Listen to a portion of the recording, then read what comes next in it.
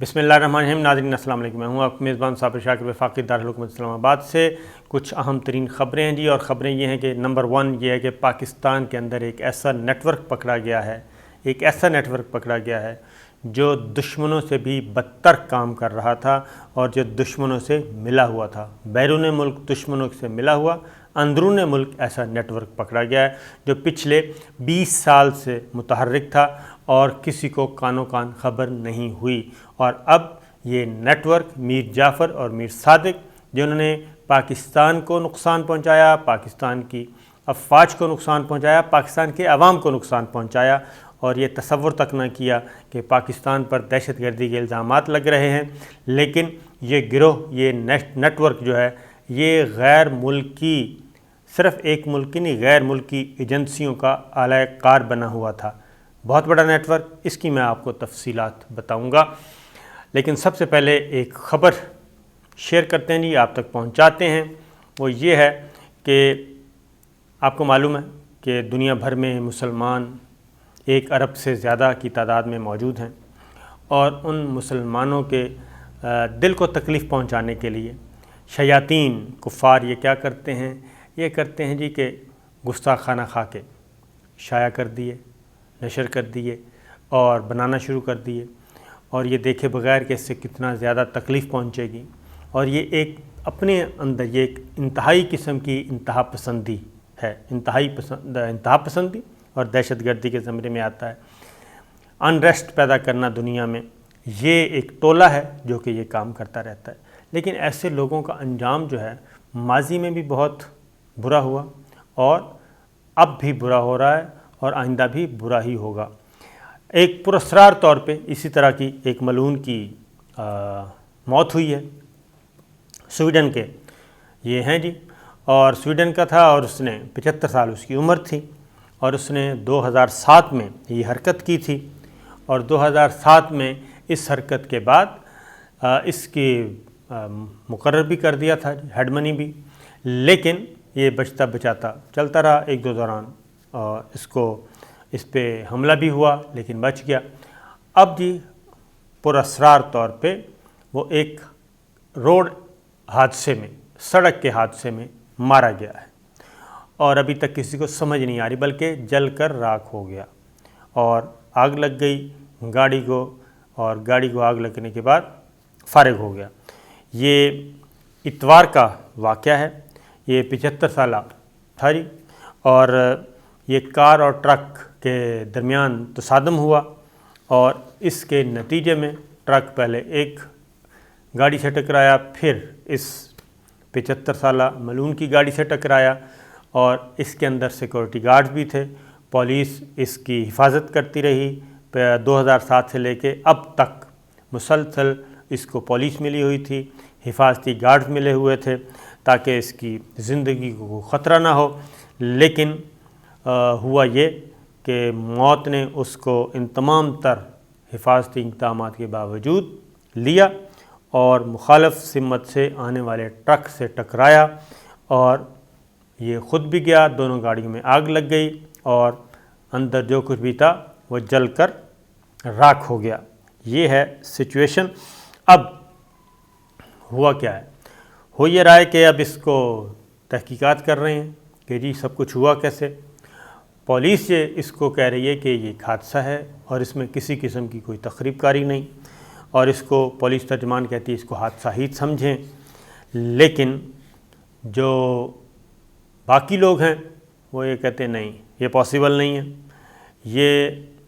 یہ تقریباً یہ یقیناً تخریب کاری ہوگی، اور اس کا پتہ چلایا جائے۔ لیکن جو ترجمان پولیس ہے اس نے یہ بتایا کہ تحقیقات کی جا رہی ہیں، لیکن اب تک کی جو معلومات ہیں اس کے مطابق یہ ایک حادثہ ہی ہے، لیکن یہ ایک ایسا پراسرار حادثہ کہ اس طریقے سے گاڑی ٹکرائی ہے۔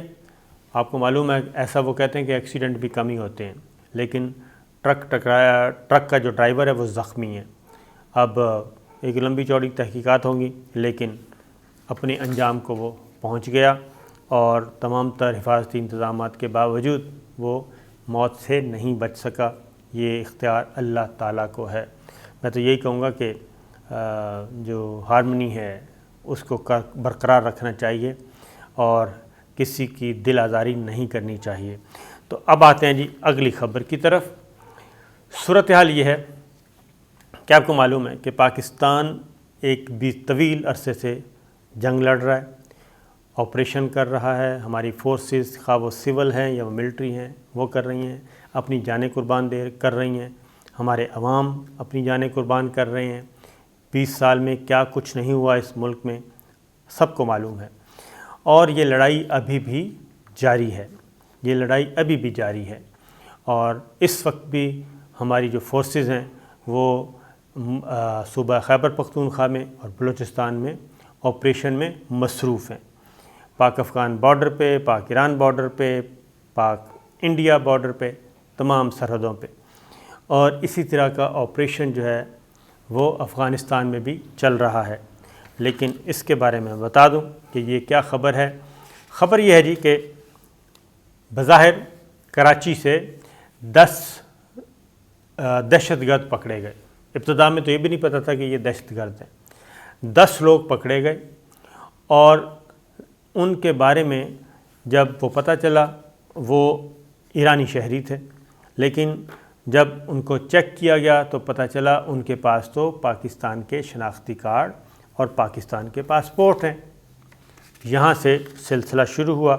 جب اس طرح کا پتہ چلا، مزید تحقیقات شروع ہوئیں تو یہ معلوم ہوا کہ یہ تو باقاعدہ ایک نادرا میں ایک پورے کا پورا گروپ ہے جو کہ بیٹھا ہے۔ یہ ایف آئی اے نے کارروائی کی، ایف آئی اے نے ان کو پکڑا، اور اس کے بعد ان کی ڈیسٹینیشن جو تھی وہ کسی اور ملک کی تھی۔ اگلی بات یہ ہے کہ اس کی ڈیسٹینیشن کسی اور ملک کی تھی، انہوں نے پاکستان سے کسی اور ملک میں جانا تھا۔ اب یہ پاکستانی نہیں ہیں، لیکن ان کے پاس پاکستانی شناختی کارڈ تھے۔ اس کی تحقیقات شروع ہوئیں تو پورے کا پورا نیٹ ورک جی پکڑا گیا، بلکہ انہوں نے خود ہی بتا دیا کہ نادرا میں فلاں صاحب سے ہمارا لین دین چل رہا ہے، اور یہ 2013 سے ہمارا سلسلہ ہے ان سے، 2013 سے یہ کام چل رہا ہے۔ اور جس کے بعد یہ بظاہر تو چھوٹی سی خبر ہے، لیکن کیونکہ اس میں حساسیت کہاں پہ ہے وہ میں بتاتا ہوں۔ تو عہدہ سنبھالنے کے بعد تو چیئرمین نادرا نے بھی جی بتایا، پھر چیئرمین نادرا طارق ملک بیچ میں آئے، اور پتہ چلا کہ یہ نیٹ ورک تھا۔ 136 ملازمین کے خلاف کارروائی اب تک کی جا چکی ہے، ان کو معطل کر دیا گیا ہے، اور 113 ملازمین میں سے 90 کے خلاف انکوائری کا آغاز ہو گیا ہے، 267 کو چارج شیٹ کر دیا گیا ہے، اور ابھی یہ تحقیقات جاری ہیں۔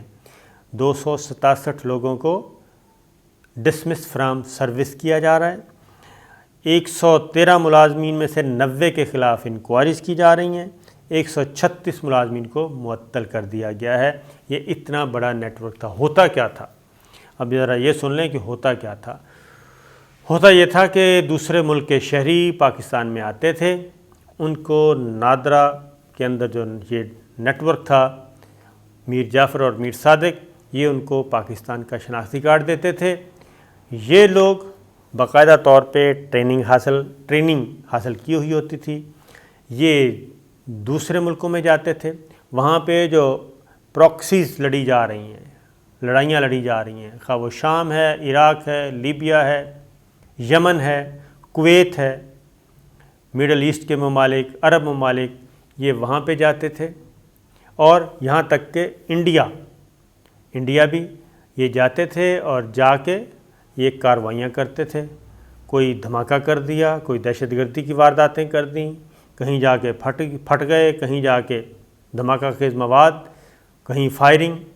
تو جو آتا ہے کہ جی پاکستانی، اور الزام وہ جب پتہ چلتا تھا کوئی گرفتار ہو گیا یا کوئی ڈیڈ باڈی ملی، اس کی جیب سے شناختی کارڈ ملتا تھا پاکستان کا، اور اس سے بدنام ہوتا تھا پاکستان کہ جی پاکستان سے یہ دہشت گردی ہو رہی ہے اور پاکستان کی سرزمین استعمال ہو رہی ہے۔ یہاں تک کہ کچھ سال پہلے کویت میں ایک دھماکہ ہوا، اور اس دھماکے میں بھی یہ کہا گیا کہ اس میں پاکستانی ہے، حالانکہ اس کی ڈیٹیلز بھی آ گئی ہیں سامنے، وہ پاکستانی نہیں تھا بلکہ اس کے پاس پاکستان کا جعلی شناختی کارڈ تھا جو اسی نیٹ ورک ٹولے نے ان کو دیا تھا۔ تو بتانے کا مقصد یہ خطرناک کام تھا۔ اور نادرا کو اب اگلی بات بتا دوں کہ نادرا میں سب سے زیادہ بھرتیاں کروائی گئیں پچھلے 10 سالوں میں، سب سے زیادہ بھرتیاں کروائی گئیں، اور یہ پولیٹیکل ریکروٹمنٹ ہوتی ہے، یہ جو بھی حکومت آتی ہے وہ اپنے بندے انڈکٹ کرواتی ہے، اور جو بندے اس طرح کے انڈکٹ ہوتے ہیں وہ پھر اسی طرح کے ہی کام کرتے ہیں۔ اور اس میں بھی جو لوگ پکڑے گئے ہیں ان میں بھی کچھ بااثر شخصیات کے ریلیٹیوز ہیں، اور ان کی اب سفارشیں آنا شروع ہو گئی ہیں۔ تو یہ ایک اہم ترین جو کارروائی ہوئی ہے، کیونکہ اس میں ڈیٹیلز جو بتائی گئی ہیں وزیر داخلہ شیخ رشید نے بھی ڈھکے چھپے الفاظ میں بتائیں، لیکن حقیقت یہ ہے کہ یہ ایک انتہائی خطرناک گروہ تھا جو کہ پاکستان کو بدنام کر رہا تھا، پاکستان بدنام ہو رہا تھا۔ یعنی پاکستانی یہ شہری ہوتے نہیں تھے، لیکن پاکستانی شناختی کارڈ ان کی جیب میں ہوتے تھے، اور تیسرا ملک وہ آرام سے مزے لوٹ رہا ہوتا تھا کیونکہ اس کا نام ہی نہیں آتا تھا۔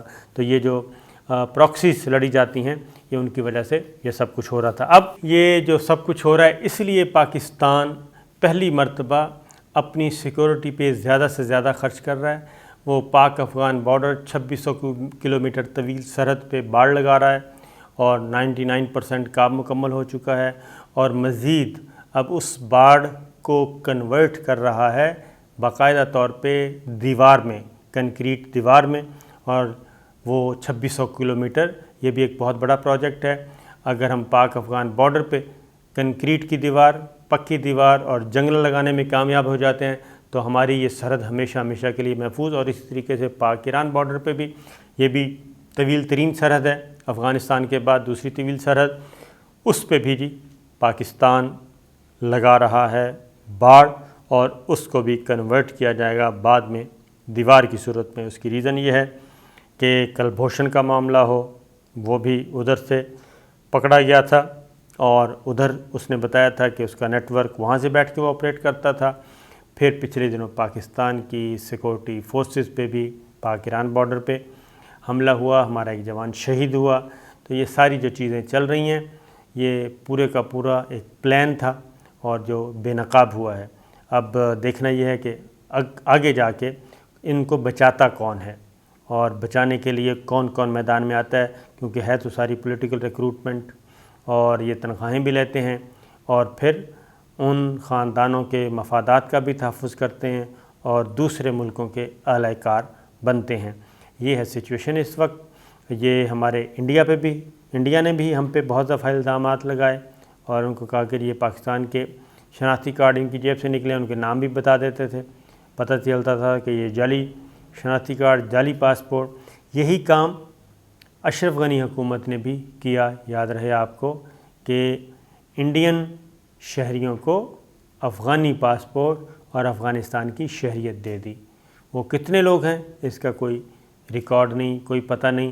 جب وہ افغانستان کا ریکارڈ انفولڈ ہوگا تو اس کے بعد پتہ چلے گا کہ کتنے انڈینز اس وقت را کے لوگ ہیں، بی جے پی کے لوگ ہیں، RSS کے لوگ ہیں، جو افغانی پاسپورٹ لے کے، افغانستان کی شہریت لے کے دنیا بھر میں گھوم پھر رہے ہیں، اور پاکستان بھی یقیناً آ رہے ہوں گے۔